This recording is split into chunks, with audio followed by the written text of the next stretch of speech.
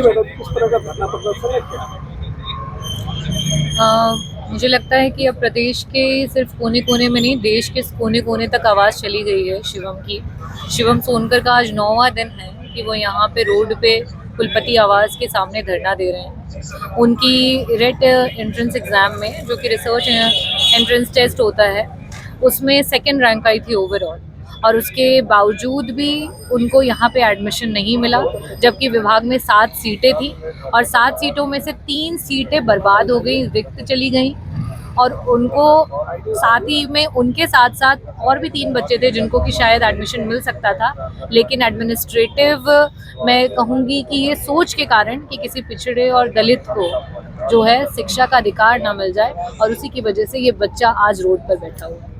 आप लोग किसी से मिले मैडम? कोई प्रशासनिक जी, अधिकारी या जो है? मेरी पर्सनली मुलाकात हुई है। मेरी पर्सनली जो यहाँ पे टेम्परेरी अभी वीसी हैं उनसे मुलाकात हुई, रजिस्ट्रार से हुई, और बाकी उससे रिलेटेड जो हैं बायोस्टैटिस्टिक्स के एक प्रोफेसर हैं उनसे भी मुलाकात हुई, परीक्षा नियंत्रक से और बात हुई? मेरी बातचीत हुई, और वहाँ से ये निष्कर्ष निकल कर के आया कि अगर रेट एग्जेम्प्टेड और रेट, ये 2 अलग अलग क्राइटेरियाज होते हैं। जो रेट एग्जेम्प्टेड होते हैं उसमें जेआरएफ क्वालिफाइड स्टूडेंट्स होते हैं जिनको सिर्फ इंटरव्यू देना पड़ता है, और साथ ही साथ एक रेट के एग्जाम के स्टूडेंट्स होते हैं। तो अगर काउंसलिंग प्रोसीजर से पहले किसी भी साइड में अगर सीट्स बचती हैं तो वो ट्रांसफरेबल होती हैं, उसे चेंज किया जा सकता है। यहाँ शिवम और बहुत सारे ऐसे बच्चे हैं जिन्होंने काउंसलिंग प्रक्रिया से पहले एप्लीकेशन और नोटिस दी कि जो सीटें हैं काउंसलिंग को रोक दिया जाए। वेरिफिकेशन में बहुत सारी सीटें हैं जिसे पाया गया कि वो खाली हैं, रिक्त हैं, उसे ट्रांसफ़र कर दिया जाए, जिससे बहुत सारे बच्चों का भविष्य बन जाएगा। लेकिन उसको अनदेखी करते हुए काउंसलिंग प्रोसीजर को बढ़ाया गया है, और बात होने पर यह भी पता चला 50%, 1620 टोटल रिसर्च की सीट थी, जिसमें से 50% जो सीट्स हैं उनको भर दिया गया। और पीस जिस डिपार्टमेंट के लिए ये बात करें, वहाँ 3 सीटें हैं जिसे पूरे 1 साल के लिए बर्बाद कर दिया गया, लेकिन जिस बच्चे की सेकंड रैंक आई है उसको एडमिशन नहीं दिया जा रहा। तो क्या टेक्निकल इशू आ रही है बच्चे को? देखिए, टेक्निकल इशू नहीं है, दिमागी इशू है, सोच का इशू है। सरकार का ये इशू है कि कोई दलित का बच्चा, कोई पिछड़े का बच्चा, कोई अनुसूचित जनजाति का बच्चा जो है वो शिक्षा लेकर के आगे ना बढ़ जाए।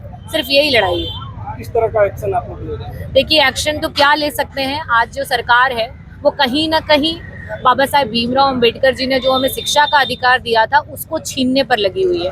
और मैं तो कहूँगी कि जो हौसला है शिवम के अंदर कि वो इस लड़ाई को लड़ रहा है। आज 9 दिन हो गए हैं, बीमार हो गया है, उसके मतलब बॉडी में पेन है, और साथ ही साथ डिहाइड्रेटेड है। इतनी गर्मी में यहाँ रोड पर वो बच्चा बैठ रहा है, और बहुत सारे ऐसे बच्चे हैं उनमें हिम्मत नहीं है। अगर इसे हम लोग न्याय दिलाएंगे तो मुझे लगता है बहुत सारे ऐसे बच्चे हैं जिसको न्याय मिलेगा। तो क्या आप कोर्ट का सवाल नहीं है? देखिए, वो तो चाहते हैं कि कोर्ट में चले जाएं, क्योंकि कोर्ट में जाने से सिर्फ शिवम नहीं, बहुत सारे ऐसे बच्चे हैं जिनके साल बर्बाद हो जाएंगे। लेकिन इस सरकार को युवाओं से कोई प्रेम नहीं है, युवाओं की ज़िंदगी से कोई प्रेम नहीं है। शायद इसी वजह से डेटा भी बताता है कि सबसे ज़्यादा जो सुसाइड्स हो रहे हैं अनुसूचित जाति, अनुसूचित जनजाति और ओबीसी के बच्चों के द्वारा सुसाइड्स हो रहे हैं। युवा आज सड़कों पे बेरोजगार घूम रहा है, और सबसे बड़ी बात, जो एक समय था कि बच्चे नौकरियों के लिए तैयारियां करते थे, आज सारी नौकरियां आउटसोर्सिंग में दे दी गई हैं, जहां बंधुआ मजदूरी हो रही है। 5,000, 10,000 कोई पर्टिकुलर अमाउंट फिक्स नहीं किया गया है। 11-11 महीने के रिन्यूअल टेंडर्स होते हैं, वो कंपनियां टेंडर्स में इनसे, इनके परिवारों से पैसे वसूलती हैं, और फिर जैसे ही 11 महीने पूरे को आने होते हैं फिर से धमकियां देने शुरू कर देती हैं कि पैसे दो नहीं तो आपकी नौकरी चली जाएगी। तो आज युवा त्रस्त हो चुका है, और स्पेशली सबसे बड़ी गलती अगर आज शिवम की है तो वो यही है कि वो एक दलित समाज का बच्चा है।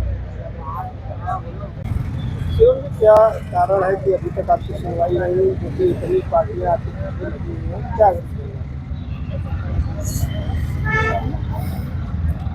सबसे पहले मैं स्पष्ट कर देना चाहता हूं कि